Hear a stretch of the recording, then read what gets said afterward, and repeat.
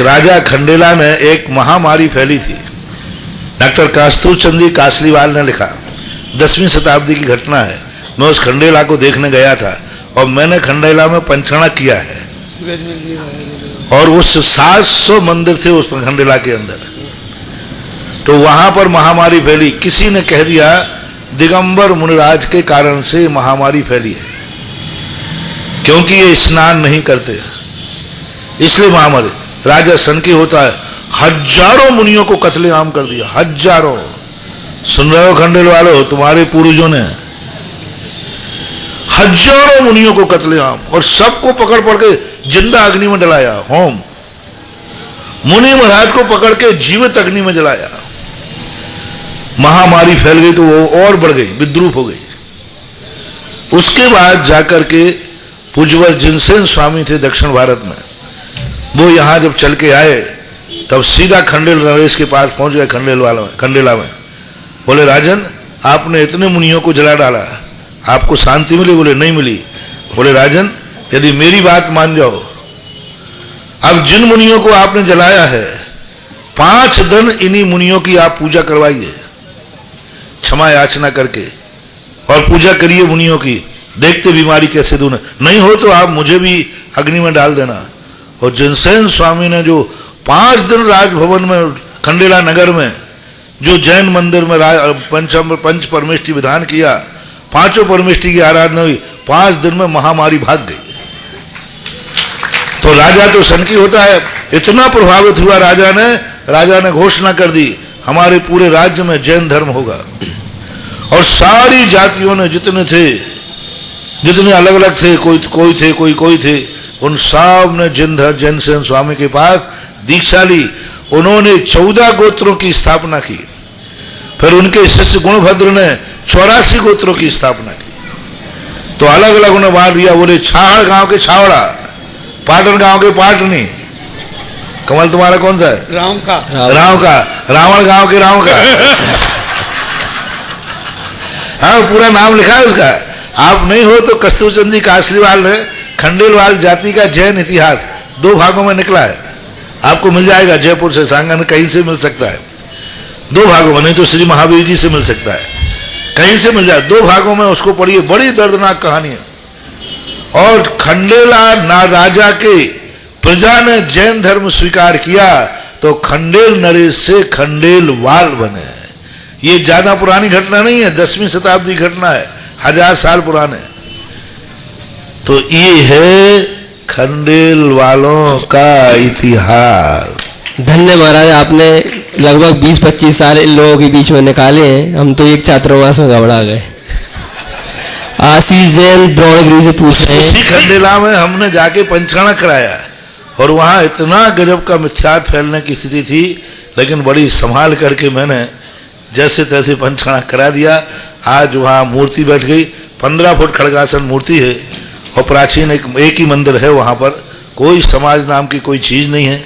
सीकर की समाज उसकी व्यवस्था करती है और एक मंदिर आज भी है, लोग जाते हैं, बहुत अच्छा स्थान है।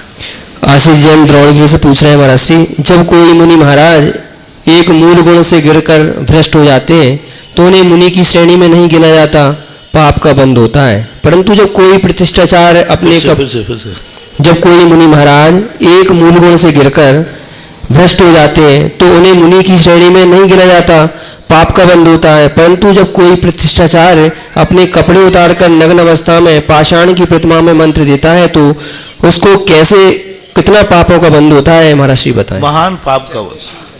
गृहस्थ को स्पष्ट पंडित साहब 12वीं शताब्दी के पंडित आशाधर जी ने स्पष्ट लिखा, गृहस्थ हंसी हंसी में भी कभी दिगंबर मुनि मुद्रा का भेष धारण न करे।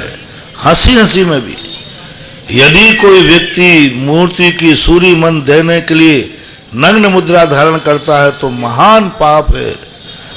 उसको दिगंबर बनने के बाद फिर वस्त्र पहनना नहीं चाहिए और वो भ्रष्ट की कोटि में आएगा। आगम में कहीं नहीं लिखा, किसी आगम में नहीं लिखा कि गृहस्थ पंडित कपड़े उतार करके सूर्य मंत्र दे सकता है। ऐसा कोई शास्त्र में, मैं सारे पंडितों से कह रहा हूं, आप कहीं तो लिखा बता दीजिए।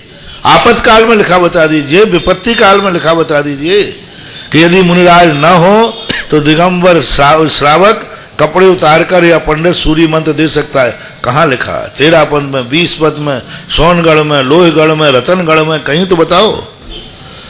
आज तक कोई है ही नहीं कहीं आगम में। मैंने सारे आगम शान मारे। महान पाप है। यदि कोई ग्रस्त ऐसा पाप करता है तो समाज को उस पंडित की ऐसी दुर्दशा बनाना चाहिए जैसे भ्रष्ट मुनि की बनाई जाती है। ऐसा ही वो पाप का भागीदार है, दुर्गति का पात्र है। उसकी सदगति कभी हो नहीं सकती।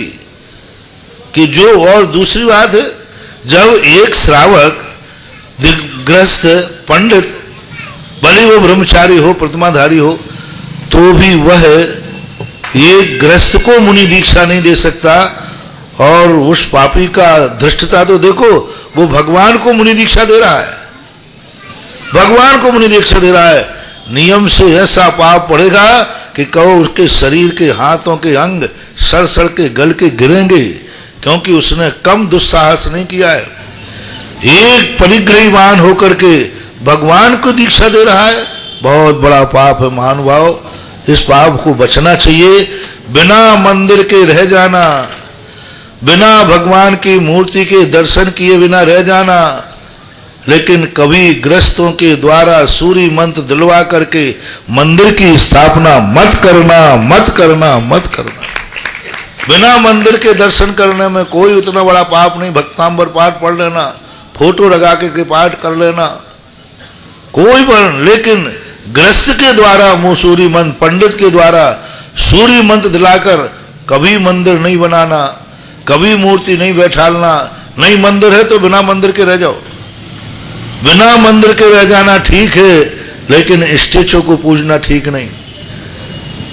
और यदि कहीं है तो आपसे मेरा कहना, बिना मंदिर के दर्शन कर लो, बिना मंदिर के भोजन कर लो, लेकिन ऐसे मंदिरों की वंदना मत करो, ऐसे मंदिरों के अभिषेक का गंधोदक मत लो जिनमें गृहस्थों ने, पंडितों ने, परिग्रहीवानों ने सूर्य मंत्र दिया हो। ये पाषाण मूर्ता है, स्पष्ट रूप से मिथ्यात्व ही है। दोस्तों, अगर आपको मेरी वीडियो अच्छी लगती है तो प्लीज मेरे चैनल को लाइक करें, शेयर करें, सब्सक्राइब करें। इसी तरह से अपना प्यार देते रहें। Thank you.